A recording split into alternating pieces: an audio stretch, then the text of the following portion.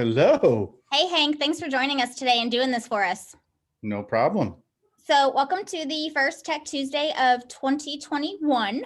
And Hank has graciously agreed to help teach us this morning a little bit more about email marketing, some tips and tricks, and what we might be missing and not knowing.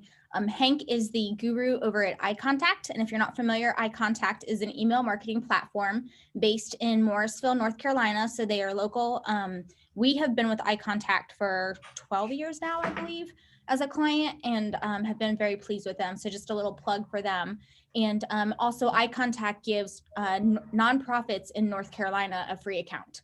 So just a little bit if you guys know some nonprofits needing some email accounts. But Hank, I'm going to turn it over to you. If you guys have any questions, feel free to type them in the chat box. Raise your hand if you need to at the end, things like that. If you need to stop in between, it's Hank's discretion whether he wants to stop along the way and answer them. Otherwise, we've left time at the end to answer all the questions. So thanks for joining us. No worries. If you can enable screen sharing for me, that will help greatly. Otherwise, I can just talk and you can listen to me, but I'd rather give you some visuals today. All right. Awesome. And I can still see everybody. This is great. Thank you for joining us today to talk about email marketing. And we'll go ahead and get started here. Have you ever won a trophy or an award? And that is an actual question. It's not rhetorical. Go ahead in the chat. This is going to be an interactive session today. Have you won an award? Have you gotten a trophy? Go ahead and put that in the chat and tell us what kind of award it was. And Jennifer, if you could chime in and let me know what some of those are in a moment or two, please do that. I can see people's faces, but I can't see the chat right now. I was going to bring it up on my iPad, but I failed to do that early. I remember when I started with iContact about 10 years ago, it was my first year in the role of an account manager, and I won the Excellence Award for being an account manager. And it was a nice little plaque. Actually, I still have it, even though it's 10 years old. I still have it. It's heavy. My wife could probably kill me with it while I'm sleeping. That's how heavy it is. But it's a really nice award that I've gotten, and it made me feel good. I was proud. And it's a great thing when you win an award and you feel like you're the MVP. And sports, they have the most valuable player award or MVP. And in the world of marketing, I feel like email marketing is the MVP of marketing of all the channels there is. I'll let you be the judge of that today after we go through some content and get to the end of today's session. But really, every year, email marketing wins the award of highest ROI or return on investment when it comes to your marketing efforts. So what I want you to do today is be the coach of your MVP, which is email marketing. Do we have any kind of great awards that people have won in the chat? I'll give Jennifer a second to see if she can help me out with that. I forgot to unmute myself. That's Black right. Belt, Six Sigma, NACE, WREL, TBJ, NCRLA, Restaurant Lodging Association, wedding promotions, ILEA. So quite a few winners here.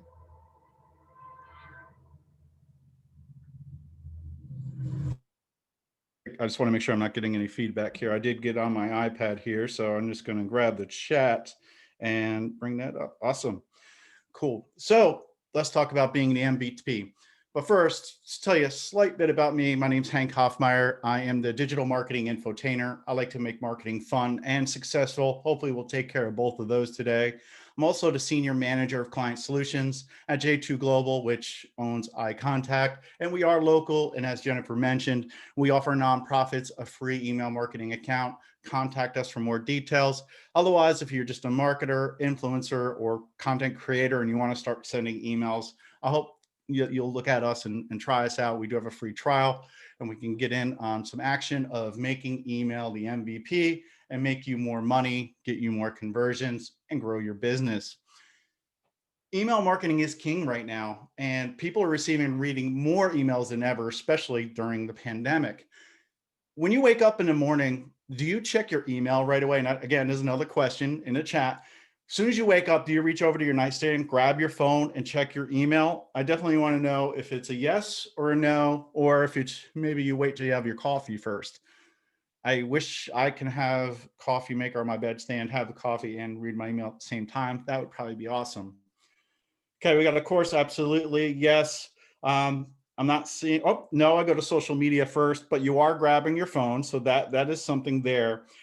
Sometimes I get people that say no right away, and I applaud those people that do, because 80% of us check our email within 15 minutes of waking up. That means email marketing is very powerful. It's a great tool to have in your toolbox as a marketer, because people are checking their phones right away to see if they have an important email from a client, from a customer, or a friend, or maybe a loved one. Uh, really just depends on what they're looking for first. Why email marketing? Why is email marketing the MVP? Well, it's 40% more effective than other channels such as pay-per-click, social media, and print media. 61% of American workers say that email marketing is very important or essential to what they're doing day in and day out, which means they're in their inbox. And if you're a B2B company, 83% of B2B marketers say email marketing is crucial to doing business, growing their business, and making profits. Email marketing is very effective because 95% of online consumers use email. Everybody uses email. Almost everyone uses email. And it's important to point that out. And another thing to back up email marketing being the MVP of marketing is 72% of consumers say email marketing is the way they want to hear from you. They want you in their inbox. Now, we're going to get into some areas of discussion around, do they want you in their inbox or do they not want you in their inbox? But if you're trusted, you provide valuable information, yes, they will engage with your emails, and that's their preferred method of communication. How many of you are using social media to grow your business? And if so, go ahead, number one, and tell us, yes, you're using social media. Let us know what channels. And this probably is a great way to start networking. Drop some links in the chat of your properties, your Facebook page, your LinkedIn page.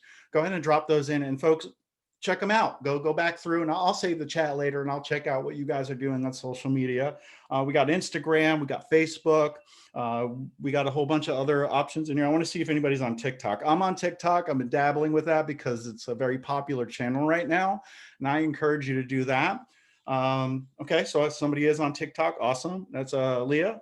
Awesome. Let me know how you're doing there. If you got any tips for me, let me know. I could always try to give you tips that I found to be successful, but we're here to talk about email marketing, but we need to take a step back and talk about social media, because social media is very hard to measure. 44% of CMOs say that they haven't been able to measure the success of social media.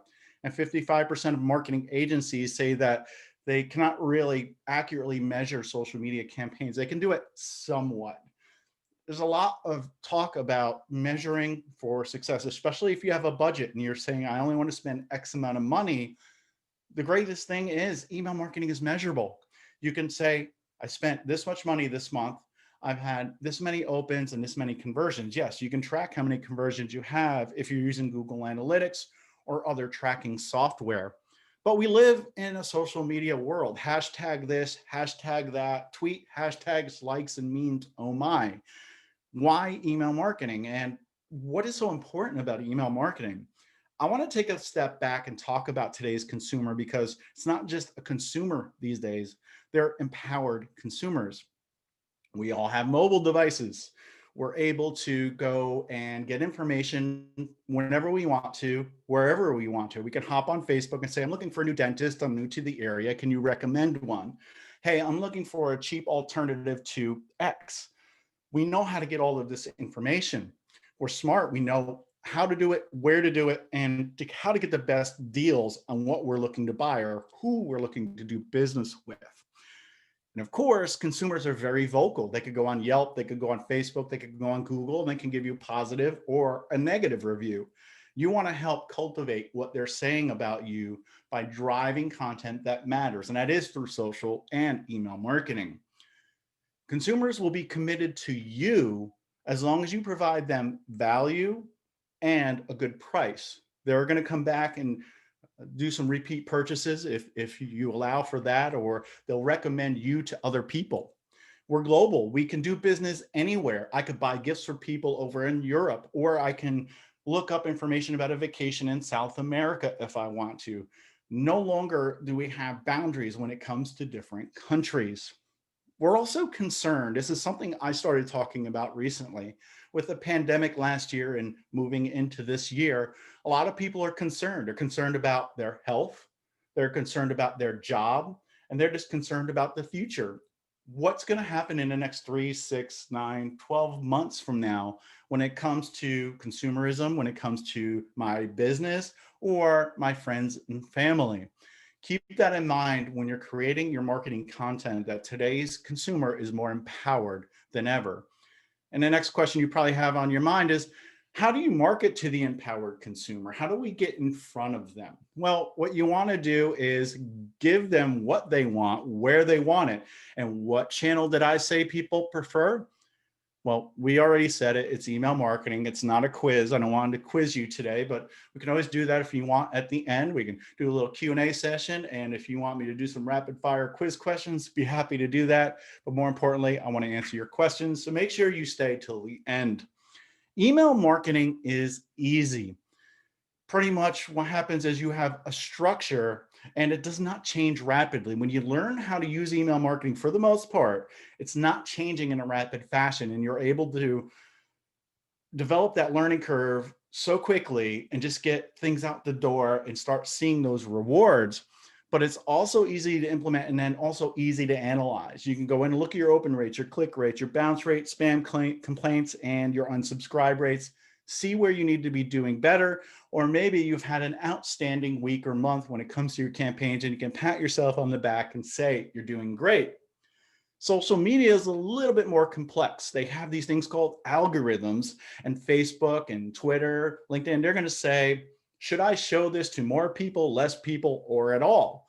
And you need to have a lot of engagement for your content to show to a wide variety of people. There's a lot of different features and moving buttons around. Like if you used Instagram 3 months ago and you go back in today and you haven't used it in a while, the post button is in a different area and it's hard to find. And people are actually complaining about that. It can be confusing and challenging to use. The learning curve is a lot higher when it comes to social media. You have all these platforms, especially TikTok. There's a high learning curve with TikTok. But again, with email marketing, easy to use. When it comes to best practices and cost, email marketing pretty much has established best practices that have been around for a while and they still work. And also it's kind of pay as you grow. You could start out for free if you're a nonprofit in North Carolina, or maybe you have 10,000 email addresses, you can spend a certain amount per month. It's kind of a fixed cost, where with social media, pretty much the best practices change a lot. You need to be using hashtags. You don't need to be using hashtags. Include a link in the first comment. Don't include it in the first comment. Things keep changing and it stays confusing. Another thing is kind of like a pay to play. Yes, you could post for free on social media, but what if you want more people to see it? Facebook will say, give us some money, we'll throw it at more people. The same thing with advertising. The more you pay, the more you get in front of people. Don't get confused with email marketing. It's not like the more you pay, the more emails you can send. Yes, you can go out into the street. Now, if you have a mask on and maybe somebody walks up to you and they have a trench coat on, they open up, they say, psst, hey, email list, 1 million email subscribers for $100. You might think that's a great deal. You might buy it and say, I'm going to grow my list. And sure, you'll send that email, you'll make some money. But what's going to happen is you're actually going to hurt yourself, because those people are not expecting an email from you. They don't know you. They don't trust you. And what'll happen is they'll mark your message as spam, unsubscribe, and worse yet, ignore your email. And you know what that happens then, folks? A lot of your emails don't get into the inbox. These email providers, Gmail, Yahoo, and private domains, are going to punish you because you're sending emails to people that don't want your emails, and are giving these providers signals that your emails are not worthy, and more of your emails will go to the spam folder. That's a whole separate topic that I have another webinar on around email deliverability. Look at iContact's YouTube channel. It's actually, there's one listed there with Brendan Matthews at iContact. We did one on email deliverability. It's almost a whole hour just on that topic alone. Hopefully I encourage you to go watch that. Just go to YouTube, search for iContact, and look at one of our recent videos. It'll be there. When it comes to email marketing, for me, I think there's 3 key elements that you need to pay attention to. And the first one is a sign-up form. You need to obtain email addresses to send an email to somebody. At the least, you need an email address. I would say gather an email address and somebody's first name, and we'll talk about why in a few moments. But that really is all you need to start a relationship with someone. You just need email address and first name. And sign up forms should be prominent on your website and should also inform people why they should sign up for your newsletter, not because you want to spam them or sell to them, but what value or offer are they going to receive? You can always ask for more information later. Just start with an email address and a first name. Then we have a welcome email. You got the email address from your sign up form, from your website. You need to immediately send a welcome message informing people about what they're going to receive. If you sign up for my email journal, hankhoffmeier.com, what's going to happen is I'm going to send you an automated email and it's going to say, thank you for joining my newsletter. Here's what you can expect. Valuable marketing information, information about where I'm speaking, and then also a little bit about iContact, which is a company I work for. If you don't want to receive my emails, if you don't find value, you can unsubscribe at any time. That's kind of the gist of my welcome email. And if you sign up through text, what I normally do is send a video welcome. I actually record a video personalized to each person to welcome them into the fold. Then don't send the same type of email over and over and over. I worked with a client once that just sent the same verbiage and one image at the bottom all the time. In other words, the verbiage changed, but there's always 3 or 4 paragraphs and then an image. And it really didn't stand out. Every time I read the email, I got bored. And the next time I got a little bit more bored. And then finally I stopped reading his emails. And then I had to have a conversation with him to turn things around. Have a couple different template varieties to keep things new in the inbox and keep people's minds engaged with the content you're putting out there. Try getting personal on social media. In other words, with email marketing, you could send to 10,000 people, but yet make it feel like a one-on-one conversation. I can put Justin's name in the email. I see Justin's here today. I can say, Justin, hey, we have some new products you might be interested in, blah, blah, blah, blah, blah. And there's a couple more paragraphs. I love to do this. And I can say, remember, Justin, this deal's only going to last for the next 2 days. Psychologically, I know that the email is generating my name in there, but I like when my name is called out in a crowd or in an email. Try personalizing a tweet. Try personalizing a Facebook post. You'd have to send a message to every single person that's following you. You cannot automatically personalize social media content, but with email marketing, you can.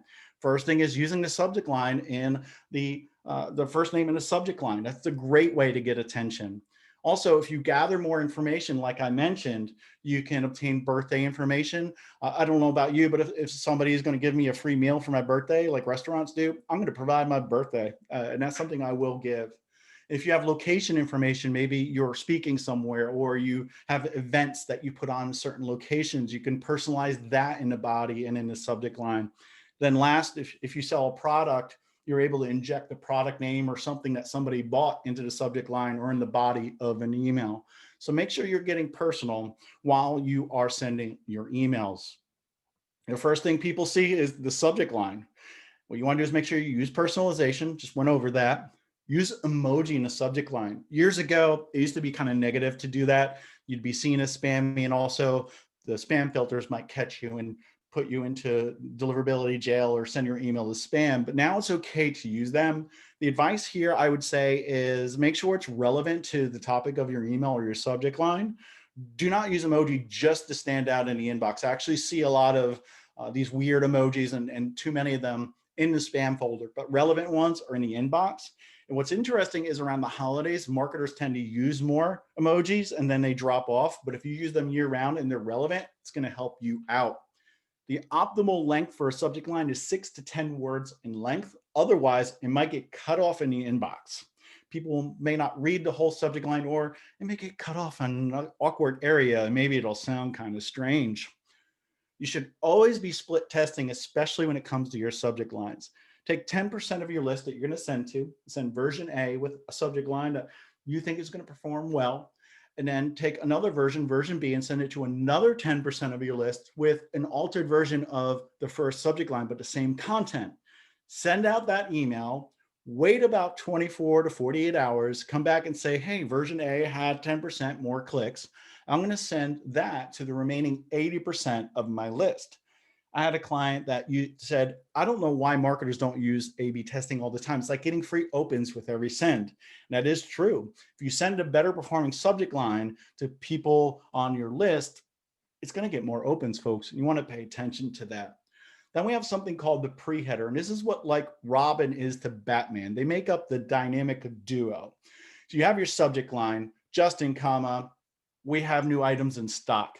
The pre-header would be the next bit of text that's in your email, and it can be visible or not visible, but maybe that pre-header says free shipping on orders $30 or more. It's an extension of your subject line, folks. Use it effectively so that you get more real estate in the inbox. And you might see some marketers that'll put up there, can't view this email, click here to view online. That is a total waste of real estate in the inbox. Use your pre-header joined with your subject line to get more attraction, attention, clicks, and conversions. Let's talk about welcome emails because they are very important. And we just went over, sign up forms, subject lines, and now welcome emails. You need to send a welcome email and send it as quickly as possible. You're going to have a higher open rate. People are expecting these emails from you. Your open rate and click-through rate is going to be a lot higher than a regular email. 74% of consumers expect a welcome email. I went to a well-known sporting goods company, and right on their front door, they had this sticker pasted there, 10% off in store, sign up for our newsletter. What did I do? Signed up for the newsletter. What did I not get? The email. I got it 3 days later. Tell you what, folks, I walked out of that store because I didn't get the coupon. I knew I could get it cheaper somewhere else. It was worth me going 3 miles down the road to get something cheaper because they did not do something they said they were going to do. And it's partially because, I'm in email marketing and I expected something and I was testing what they were doing. That made me make that decision a little bit easier. Again, click-through rate should be about an average of 26% when you have a welcome email, and they're 56% more effective than your standard newsletters. Welcome emails are crucial, folks. So let's look at a couple of examples. No More Rack here says they'll give you $10 off when you spend $30. They tell you, hey, welcome, and here's how it works when you sign up for our newsletter. Here's some deals of the day. And then I like how they add the little thank you from the CEO. Sur La Table is giving you free shipping, again, general welcome email. And I like pre-pandemic, what they're trying to do is drive people into the brick and mortar stores for their workshops, which is a great added benefit. And then I just shared Airbnb because it's just simple, plain, and it just says, here's how you get started when you start with Airbnb. Add a profile photo, verify your information, and then find a place to stay. Automation is not only for social. How many of you automate your social media posts? In the chat, let me know if you use like Hootsuite, if you use Buffer. I actually use both of those, but I use a tool called Loomly because not only is it really cool to use because they have a lot of great features, but it allows me to send the social media content or calendars to clients and let them approve or not approve, add comments and edit it themselves. So I see Hootsuite in there, great. And I love all about free birthday emails. I love getting free meals. My birthday was on December 27th. So I think it was a free meal at a restaurant and a free Starbucks coffee. I remember Starbucks used to give you a coupon that you can use whenever you wanted to, a certain time frame around your birthday, but now it has to be on your birthday. So I have to go to Starbucks on my birthday. All right, let's talk about marketing automation when it comes to email, because what we want to do is make sure that you are sending the right message to the right person at the right time, or what I like to say is convincing the right people to need what you provide at the right time. A lot of providers, including iContact, have automation built in, and if you're not using it, you're wasting time. With automation, you can nurture people with a sequence of automated emails, personalize those emails to obtain more engagement, and more importantly, help save time. You can put that bottle of Tylenol on the side because of the amount of work you have by saving time with marketing automation. Let's talk about some ideas. You can automate that welcome email. If you want to be simplistic enough, as soon as somebody's added to a list, especially from a sign-up form, you could just say, send this welcome email right away. You can even wait 5 minutes if you want to. You can have a nurture series, a series of emails that go out over time to get people interested in what you do and engage with you and hopefully do business with you. And you can also use automation to trigger emails or update information when something happens or not happens. Maybe somebody opens an email, you can say, if they open this email, send this other email. If they don't open this email, let's send the same version 3 days later with a different subject line to get them to open again, because maybe they're one of those people that don't open their email as soon as they wake up in the morning. A simple example would be on day 0 or right away, send that welcome message. The next one would be your about us. Hey, here's who we are. Here's what we stand for. Here's what we do in the community. Here's links to our support pages or our return policy, whatever you want. And then day 3 is going to kind of be that emotional appeal, right? That's going to be the, hey, here's why you should work with us. Here's why we're different from our competitors. Work with us. And then day 7 is where you beg for the purchase. It's where you say, please buy for me. No, I'm just kidding. That's where you probably put the incentive or a stronger incentive. If you have not read the book by Gary Vaynerchuk, Jab, Jab, Jab, Right Hook, highly recommend that. Basically, it's value, value, value, ask for the sale. It's kind of like a bank analogy. What you want to do is be putting more deposits through valuable information in your email and then make the withdrawal. Because if you keep trying to make withdrawals, what happens? You overdraft and people do not trust you. And then your email falls on deaf ears. Let's talk about segmentation. Segmentation is a filtered view of your email subscriber list, contact list, whatever you want to call it. In other words, if I had everybody's email address and first name that's on this call today, and I wanted to get your location information, if I asked you where you're from and you'd say Raleigh, Cary, Garner, and I would take that and put it into my database, I could say, I want to target everybody that's in Raleigh because of a certain situation. Maybe I'm speaking in Raleigh. I know I can probably target everyone else, but if I want to send a specific email to people in Raleigh, I can, and that's called segmentation. According to the DMA, the Digital Marketing Association, there's a certain percentage of increase in ROI or revenue that you can get when you use segmentation. Now, this is quiz time, folks. I want you to guess, what do you think that percentage is? So go ahead in the chat, go ahead and let me know, how much increase in email revenue do you think you would obtain if you used email segmentation? 50%, 65%, 40%. All right, let's try triple digits. This always happens. Nobody starts with triple digits.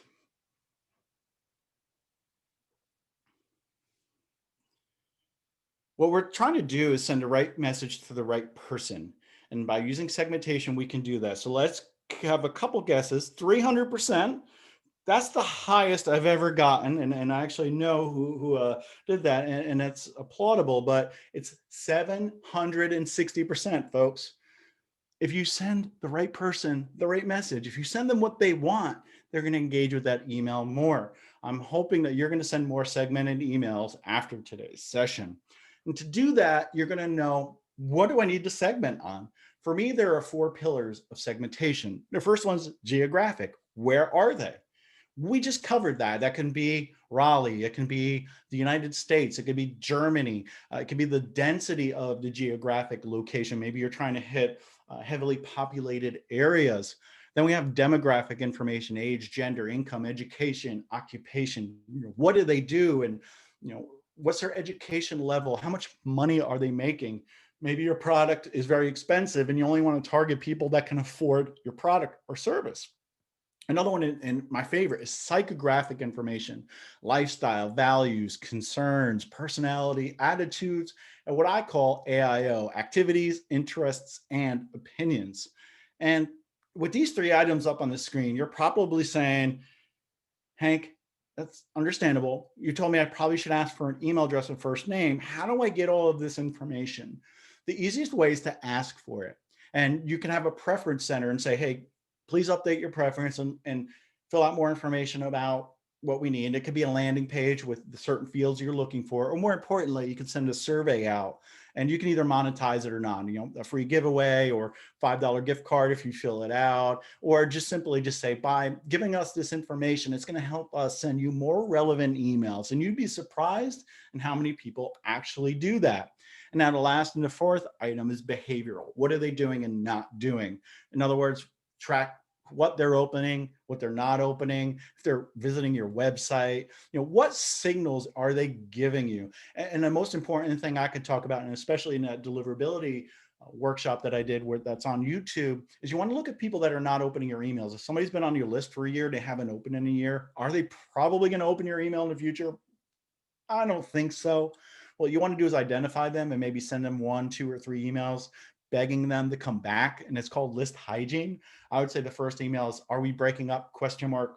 I don't know about you, but if somebody's breaking up with me, I'm going to open an email and find out why. In that email, you're going to say, I noticed you haven't opened my email in a while. We want to know if you want to stay on our email list. And then the next one is, here are the papers. Here's the divorce papers.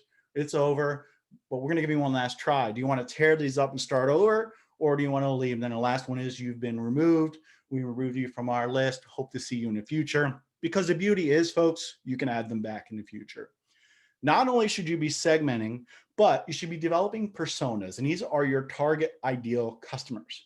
You may have one persona. You may have 10 personas. But for today, let's go through an exercise with 2 personas. We have Sally. She's a female, younger female. She lives lives on the West Coast. She cooks at home a lot, and she loves the outdoors. She loves to go on hikes. Then we have Sam. He's a younger man. He likes technology. He loves to eat out. He gets Uber Eats all the time, and he lives on the East Coast. Now, and this is a question, I want you to answer it. Would I want to send Sally an email 9:30 a.m. Eastern time about the latest Apple technology, really like stats and statistics about their newest laptop that they just came out with about a month or 2 ago? Would that perform very well or not? Yes or no? Would I want to send that email to Sally? Nope. Well, caveat, if Sally was buying a gift for Sam, it might work, but you need to know those situations. I encourage you to go through and develop your personas. And if you need help, reach out to me. I'd happily go through the exercise of saying, let's identify your target market, people that really probably will buy from you. And then you can help target those more effectively. By knowing about them, you can segment your lists better and faster. Let's talk about benchmarks. If you're currently using email marketing, let me know what your average open rate is, or what you think a good open rate is. So go ahead into chat. What do you think is a good open rate? Or just say, mine is average X. And it's okay. We're all friends here. Sharing is caring. And we're here to help one another. 9% open rate from Sarah. Okay. 22%. Okay. On average, it should be about 20%. And Soretta, we need to take a look at your stats and find out how we can tell how your emails are doing, because you have no idea what your open rate is. But average is 20%.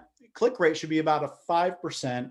Unsubscribes are people that no longer want your emails, 0.5%. That means 5 per 1,000. Bounces, less than 1%. Those are invalid email addresses. And spam complaints, which is not on this slide, that should be about a 1 per 1,000. And when I say 1 per 1,000 for unsubscribes and for spam complaints, that is actually per email provider. Like for Gmail, it'd be 1 per 1,000 there. And with Yahoo, 1 per 1,000 there. You have to break that out. If you're looking for industry-specific metrics, go to smartinsights.com and just search for industry-specific email marketing benchmarks, and it'll bring you to the right page, and you can kind of look at what industry you're in and see where you're supposed to be. But these are good and healthy averages. Email marketing is also cross-channel. You can use it in conjunction with your other platforms. It basically fits into whatever you're doing. It's a team player. When it comes to being an MVP, I don't think you could be an MVP if you're not a team player.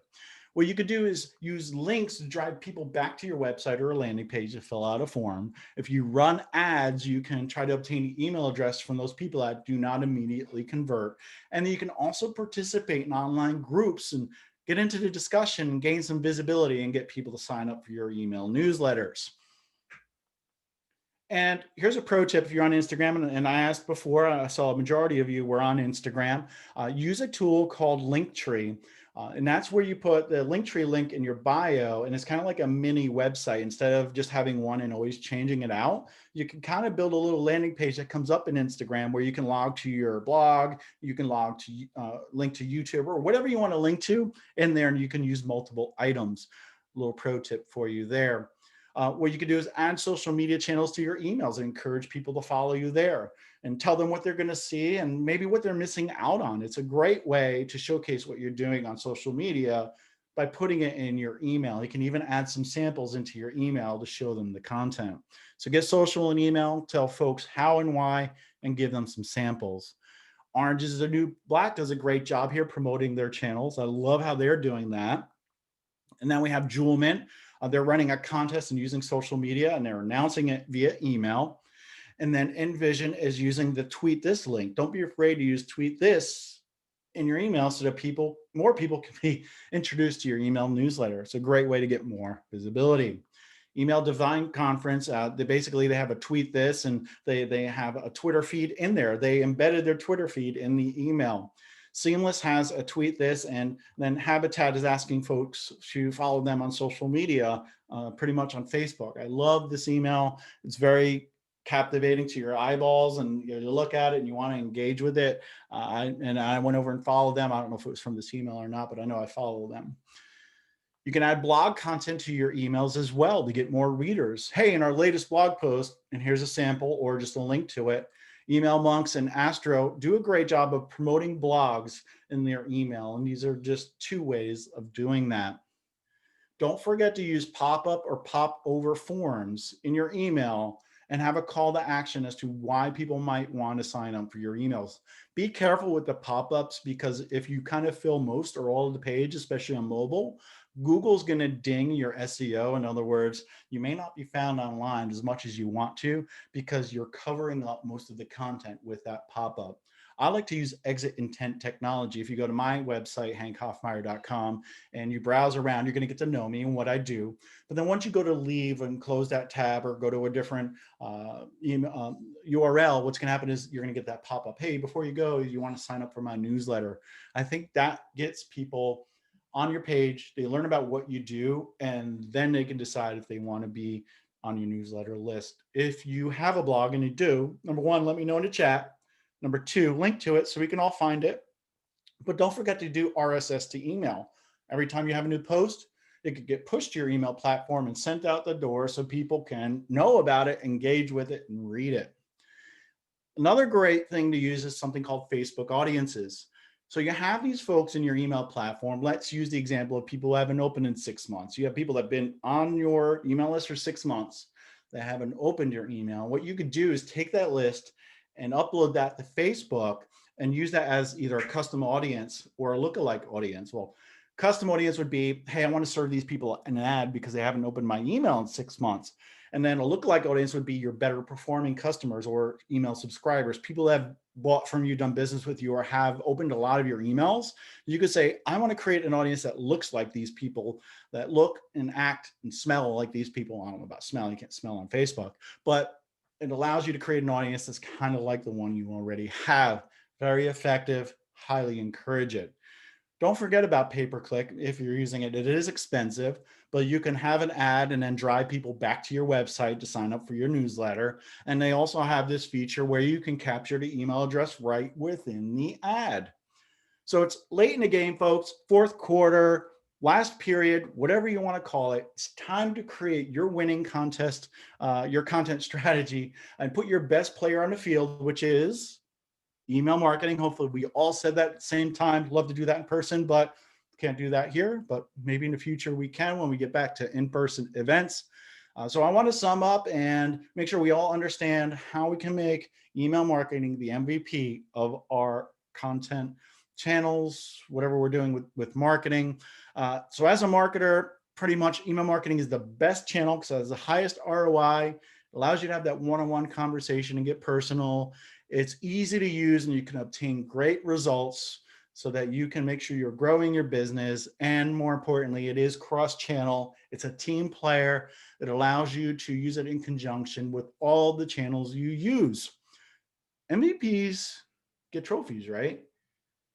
And I asked you if you've gotten a trophy or an award in the past. Well, what I want to let you know is right now you are inducted into the J2 Email Marketing Hall of Fame, or part of the iContact family, and you're all now dubbed J2 Email Marketing Experts. Here's your award. It's pretty, isn't it? It's gold. Love it. So if you want to, you could text Hank to 444-999. You're going to sign up for my journal. So that's if you want to sign up, you could do that. You'll get my welcome email and you'll hear from me once a month. It's at 6:30 a.m. on the first of every month, pretty much. So in other words, if you want my email, you're going to find it. If not, let it get buried in your inbox and then I'll remove you at some point. I also want to give you a copy of iContact's Ultimate Subject Line Guide. This is an example of great subject lines or bad subject lines that you may or may not want to use. There's 501 examples broken out by type of email and by industry as well. I'm going to give that to you for free. It's not even gated. And I want to give you that honorary badge. Now, if you sign up today or within the next few days, I'm going to go ahead and send that to you. But I don't have it set up so that if you sign up a week from now or see this in the recording to get that. So what I want you to do is if you're watching this later on, go ahead and reach out to me separately. To search Hank Hoffmeier on Google. I take up like the first 2 pages, reach out to me and say, I really like that cool badge. Can I get one? But you have to prove to me, I'll probably ask you some questions that you've been on this session today. So go ahead and text Hank to 444-999. And this is also a great way for you to grow your email list is by using text to opt in. You can use tools like Textful and others to go ahead and capture email addresses using text messaging. And I use a tool called Bonjoro to go ahead and send out those personalized videos to say welcome and thank you for signing up for my newsletter. And with that, I want to open it up for some questions and talk about email marketing. It's always difficult to get that first question, but once we do, usually we end up going to time or overtime. But I'd love to see some feedback in the comments here. Did you find today's conversation beneficial? Do you feel like email marketing is the MVP of digital marketing, or do you disagree with me? Let's go ahead and talk about email marketing.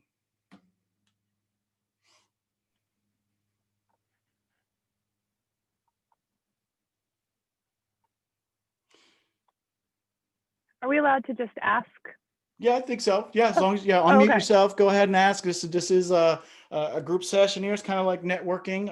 I do have one here. It says they use iContact. Does their package include client support? Yes, phone, email, and chat support. But let's go ahead and open it up for questions.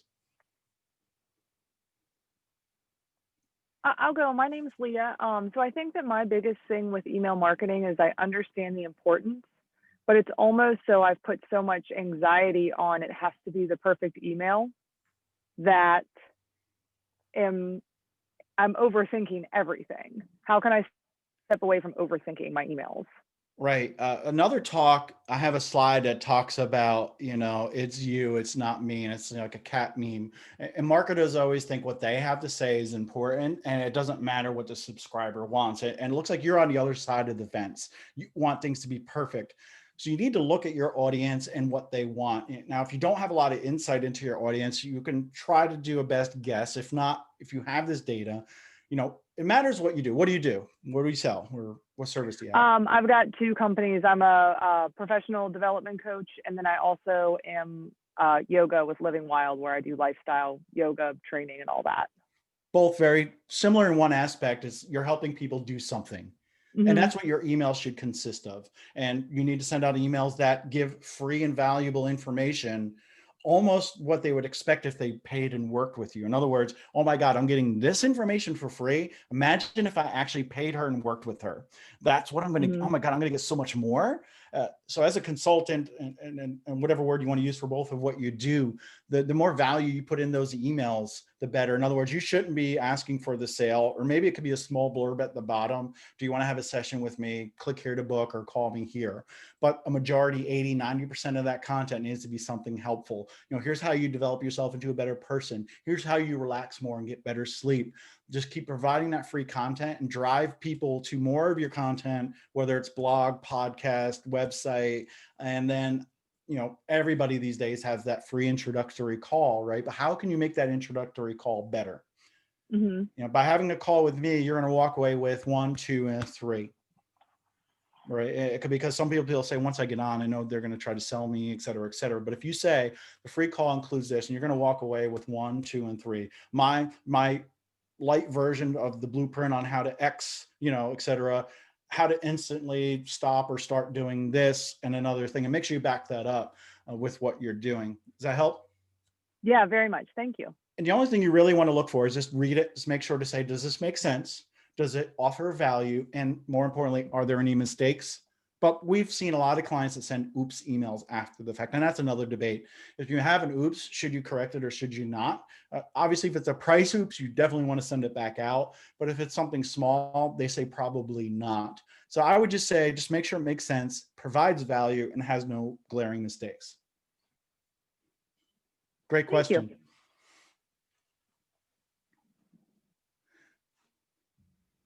Anyone else? I saw a lot of people looking at the screen and I see a lot of squares with names. It's a lot of people. There has to be another question. Hank, there's quite a few questions in the chat box here. How often do you recommend sending mass emails rather than segmented? It really depends on the audience. If you can segment all the time, do that. In other words, do you have content that would meet every segment or every part of your population on your email list? You can go ahead and send a general email. And let's say you are location specific, you definitely want to segment based on that location. Hopefully that makes sense, but it'd probably be a little bit of a different answer for everybody on the call. Just find out what your audience wants, how they want it. Don't be afraid to ask through a survey to better plan your content as well. All right, I see these questions here. What platforms allow you to do automated emails? Yeah, MailChimp definitely has automation. Almost every email platform does these days. iContact has automation. It just really depends on what you're looking to do. MailChimp is kind of like a DIY platform. Of course, they have support through email and you can wait a little while to get a response. iContact prides itself on helping customers right away, phone, email, and chat. And there's other platforms that are probably in the middle. It just depends on what you're looking for. Are you looking for the most features at the cheapest price? Are you looking for really good features, easy to use UI with great support? You just need to do that type of research. And I can't answer that question if you're either looking for a provider or looking to change today, but I'd be happy to hop on a call and go ahead and say, hey, let's take a look at your needs and let's see which platform fits best for you. That may not be a J2 company or iContact or Campaigner, which is another brand we have, but I'd happily find out because you're going to remember me, the conversations we had. You might refer us down the road or you might use us down in the future, and that's fine. Little thing too, if you're going to connect with me on LinkedIn, make sure you personalize that invite and say that you were on this session today. Otherwise, you're going to get a reply from me. It's a generic reply. I just say, hey, thanks for inviting me to connect. I noticed you didn't use a personalized invite. As a general rule, I do not accept blind invites. Please let me know why you want to connect and I'll offer to have a call with you. But I'd still love to have a call with you one-on-one if you want to connect to my network, because I curate a very tightly knit network that helps one another. All right. I don't see any other I'm going to look back, see if there was any questions earlier on, but if anybody has one, go ahead and speak up.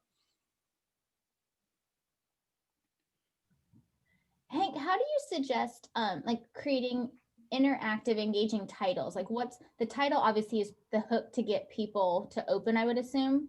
Like, do you recommend using a subtitle for every email, just a title? Like, how do you recommend that? Definitely need to use the subject line and then the pre-header, which is the subtitle. I would say use action words because people have, fear of missing out, FOMO, act now, will not last, here is your, personalize those subject lines. It's just so hard because you're competing in a crowded inbox already and you don't want to get too crazy to get people to open up, but then your subject line doesn't really relate to your content. So it needs to be transparent, needs to be actionable. The most important thing is getting people to develop that KLT. Does anybody know what KLT is? Know, like, and trust. People do business with companies and people that they know, like, and trust. And if you build that with your brand, and that can be through email, through social, in person, they're more apt to, number one, do business with you, and number two, refer you to other people. And that's what you want, is you want to become known in the inbox. Maybe there's, anybody can put in there, what email or what brand do you open all the time? Like maybe I get an email from Staples because I buy office supplies all the time and I know, like, and trust them because maybe I feel like they have the best price or they're the closest to me if I have to go pick something up. That's what you need to develop, is that sense of urgency when they see your email that they're going to open it. I hope when I send my email in the first of every month that people have read it in the past, have gotten value from it, and they say, I can't wait until next month to see what Hank has to say.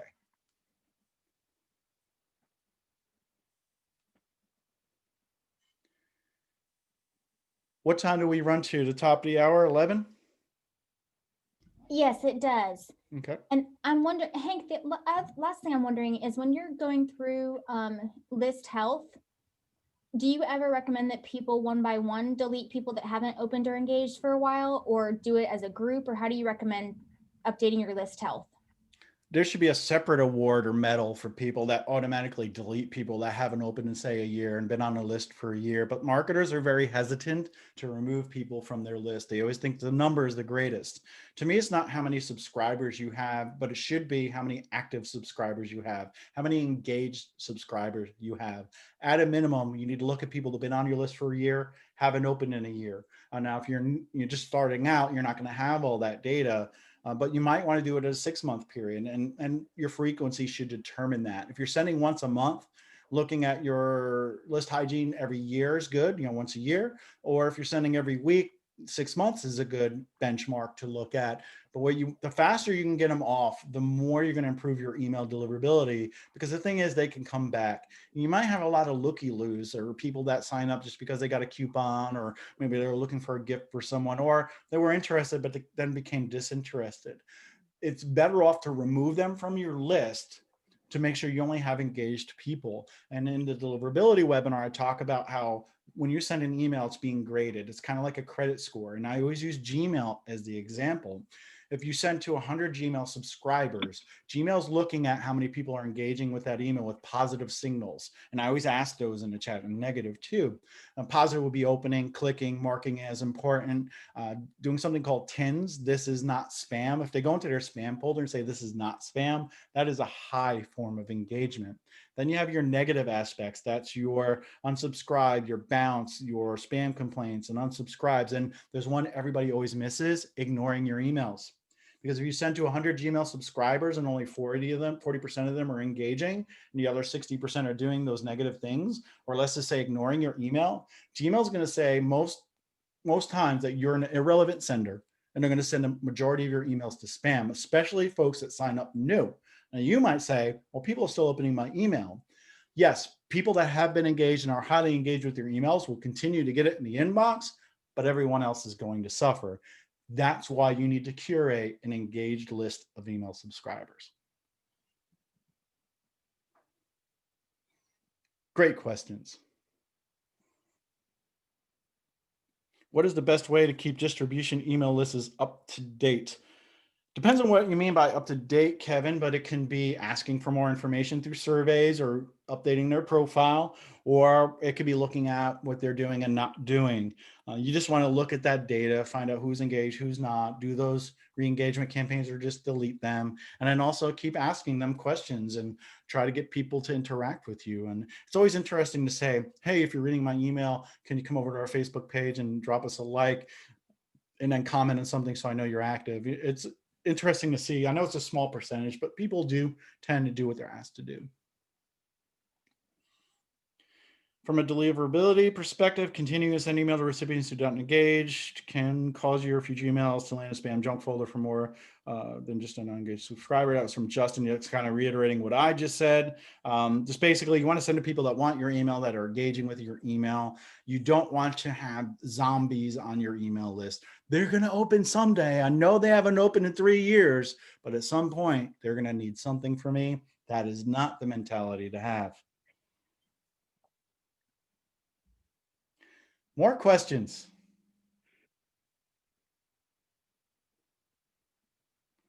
Well, I hope everybody has a great 2021. I hope you find that email marketing is the MVP of marketing and that you're going to use it more, double down on it. You are going to reach out for help. And more importantly, you're going to find an accountability partner.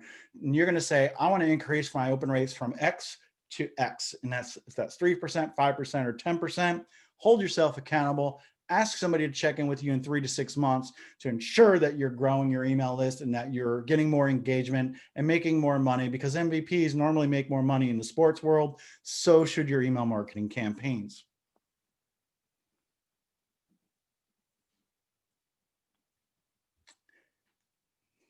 Got a quiet group here. All right, I appreciate all the thanks early on and now. And I definitely want to save this chat, so I think I need to do that. All right, so stop share. Thank you, Hank. This was really, really helpful. And thank you from all of us for doing this. And I'm sure all of us will probably think of more questions later. And when we get into the nuts and bolts, trying to figure out how to do it, I know I've signed up for your email list. So I'm excited to kind of learn more from you. And I know that I've got so much to learn about email marketing.